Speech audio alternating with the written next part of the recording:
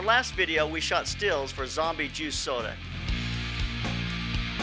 In this video, we're going to look at how we shot the commercial later that same night. As you remember, we were out on location on top of a parking structure in Los Angeles. In the commercial, the zombies attack a woman as she walks to her car. We don't find out till the very end of the commercial that they want her soda, not her. I wanted to open the commercial with an interesting shot of the woman being chased in one door of the car and out the other. We are going to run a Kessler shuttle pod through the back windows of the car. This will become the track for the camera to move from the outside of the car on one side to the outside of the car on the other side. This allows us to follow her through the car with the camera. While we set up the lights, let's watch Terry Groves of Makeup Magic while she transforms Katie Lohman into a zombie.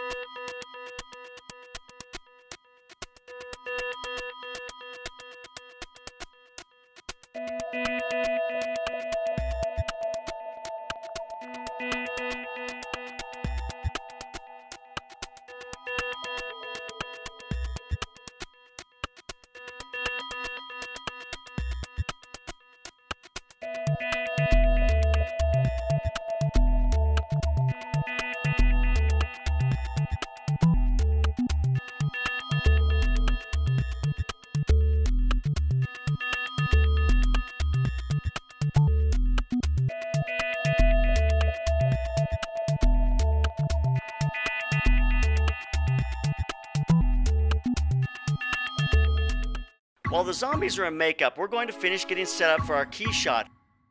I always want to start with the most difficult shot, and then the easier ones will roll more quickly. It's really important that our shuttle pod doesn't touch the car anywhere, because as our zombies and our talent go through the car, it would rock the track around and cause our shot to be ruined. Right here, just don't look at the camera, just pass the camera. We set the shuttle pod up on C-stands so it wouldn't touch the car. We also had to flip the camera upside down so that the angle would be lower inside the car. I wanted to see out that front window. We used a grip device called a chain vice grip. We had a single C-stand holding up the shuttle pod track. We vice gripped another C-stand to it in a cross brace that hits the ground and has a sandbag on it. This gives us stability to the track so the camera will flow smoothly through the car. As we light our shot, the challenge will be that we need to have good light where she walks into the car, we need to see good light as she comes through the car, and nice light as she exits the car on the passenger side. We've got to light that entire area. We started with a 2K light up high aimed at the ground to imitate the street light. We see the light in the shot, the stand's kind of behind the pole of the street light. It just gives us a sense that that is the light source to the scene. The 2K is the street light. We placed a 1K on camera right aimed at the car as a rim as she comes out of the car.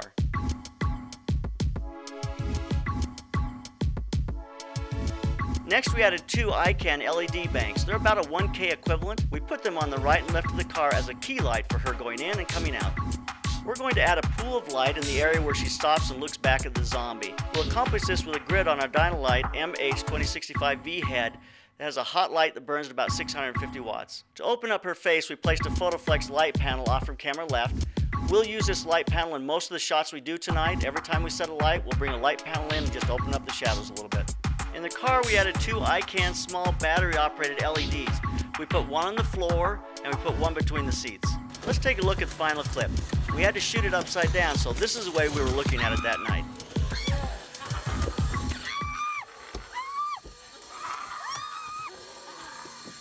Let's flip this over and take a look at it right side up.